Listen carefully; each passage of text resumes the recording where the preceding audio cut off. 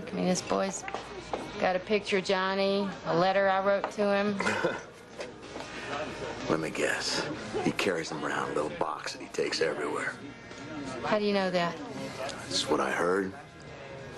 Some nasty stuff going on over there. There's a black market and the personal effects of dead vets. You know, maybe stuff they left behind, maybe they took it off the bodies when they were down. Wow. What good would that do anybody? Oh, they can sell it to boys like your Tuan. You know, they can come over here and try to prove that they're related to some GI so they can live in the great US of A. I will have that beer.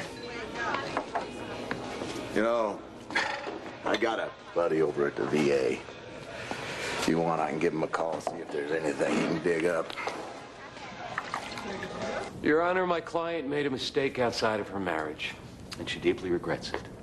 But should she lose her God-given right to raise her children because of a contract concocted by her husband?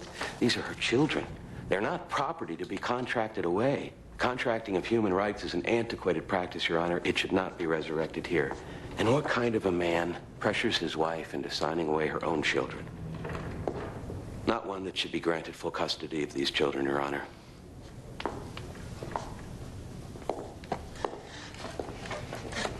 How does the law protect a father who loves his children? Answer, it doesn't. Because inside the courtroom, with all due respect, Your Honor, sexism is alive and well, but in reverse. Mr. Shillings asked what kind of man my client is. The question that I ask is what kind of mother his client is. Carol Morgan didn't sign this contract with a gun to her head. She entered into it willingly and fully aware of what she was signing. Ms. Morgan also knew what she was risking when she jumped into bed with another man while my client was at home tucking his children in. Mr. Shillings dared to mention God when his client didn't just break the prenatal contract, but a pact, a vow, if you will, with God in the form of a marital contract. Both contracts, Your Honor, were valid when they were entered into, but my client is the only one who has taken either contract seriously. Well, thank God you stopped me from taking him over to my parents. I mean, what if what Petey said is true? Was Petey drinking? Well, of course he was. Well, then you can't be sure because you know when Petey's drinking, he'll say anything. Why you're whispering? Shh. Because he's upstairs. Shh. Who? Tuan? Shh. Anybody home? I baked a cake. Oh, dear God in heaven, it's Mama. I call your kids. Well, hi, Catherine. Mama? It's red velvet, dear, your favorite. Thank you so much. Why don't you come on in the kitchen? Who's that, dear? It's Tuan. Tuan, meet Catherine. Catherine, this is Tuan. It's a pleasure to meet you. Oh, honey, it is a pleasure to meet you, too. Who is he, dear? That's Tuan. I know that, dear, but what is he doing here? Here? He's, helping Davis with his math homework. They're very good at that sort of thing. Call you some cake.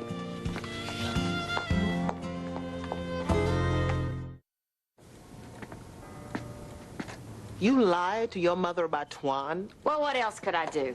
I mean, if I hadn't, he'd probably be over there right now stealing something else that isn't his. Don't you think she's got a right to know?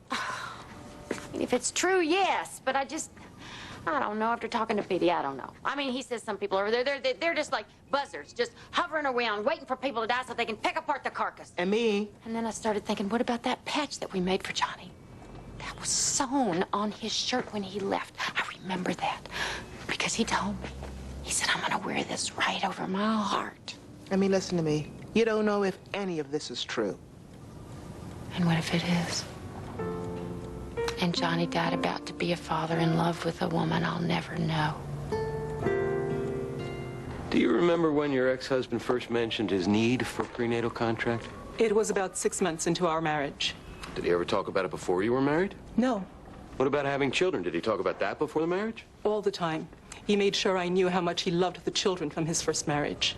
So would it be fair to say that when you got married, you fully expected to raise a family with your husband? Yes, we even talked about how many and picked out Derek and Darren's name. So what did you think when he first said to you that he wanted to negotiate child custody issues before he'd be willing to impregnate you? I thought he was joking. I'd never heard of anything like it. You're not the only one. Objection, grandstanding? Sustained. Noted.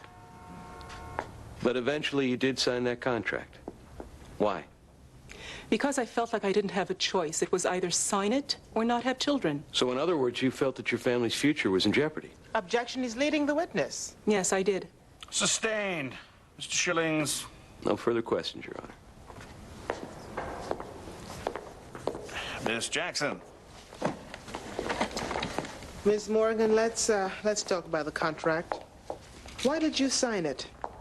I loved him, and he asked me to. At the time, did you feel that he was taking unfair advantage of you because you were a woman? No. Did your husband threaten you in any way? Physically, you mean? In any way. Did he ever actually say to you, sign this or we will never have children together? No. How about sign this or I want a divorce? No. Was there anything in the contract that you willingly signed that you felt was unfair? What do you mean unfair? The terms, Miss Morgan, were they ridiculous?